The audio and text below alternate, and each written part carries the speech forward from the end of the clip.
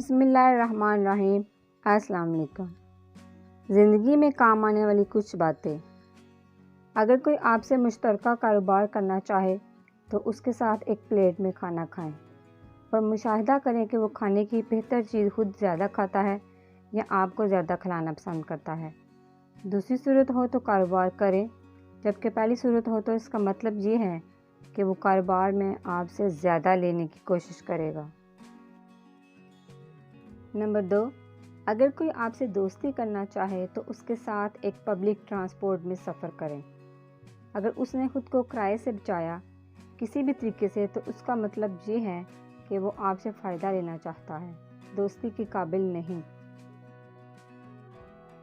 اگر کوئی تم سے رشتہ جوڑنا چاہے تو اس کی کسی چیز کو معمولی نقصان پہنچاؤ، مثلا اس کے جوتے پر سالن گرانا یا موبائل فون کو میز کے انتہائی کنارے پر رکھنا یا اس کی اینک کو چھیڑنا۔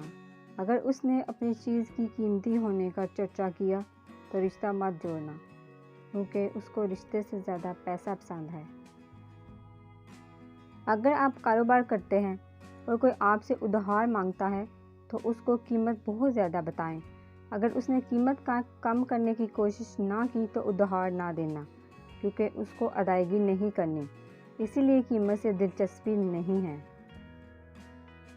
اگر کوئی اپنی ہر دوسری تیسری بات پر قسم اٹھاتا ہو تو اس کی بات میں ضرور جھوٹ ہوگا۔ وہ قسمیں اس لیے اٹھاتا ہے کہ اس کو اپنا جھوٹ سچ ثابت کرنا ہوتا ہے۔ اگر تمہارا دوست کوئی تم سے اپنی کوئی برائی چھپاتا ہے تو آپ اس کو مت بولیں کہ تم کو سب کچھ معلوم ہے۔ اگر تم نے ایسا کیا تو پھر وہ اس برائی کو تمہارے سامنے بھی کرے گا۔ بچوں کو برے کام سے منع کرتے وقت جن، بلا یا جانور سے نہ ڈرانا، کیونکہ جب وہ سمجھ جاتے ہیں کہ وہ چیزیں فرضی تھی تو وہ برائی واپس شروع کریں گے، بلکہ اللہ سے یا جہنم سے ڈرانا، کیونکہ اس کا تصور تمام عمر ہوتا ہے۔ بچوں کی ہر غلطی پر سزا نہ دینا، کیونکہ اس سے اس کی ذہنیت ایسی بن جاتی ہے کہ بڑے ہو کر ہر غلطی کرنے والے سے لڑے گا، پھر ساری عمر جھگڑوں میں گزر جائے گی۔ اپنے ماں باپ سے اپنے بچوں کے سامنے بہت محتاط رہنا، کیونکہ جو انداز تم اپناتے ہو وہی کل کو تمہاری اولاد اپنائے گی۔ معاشرے میں جس کا کوئی کام برا لگے وہ خود نہ کرنا۔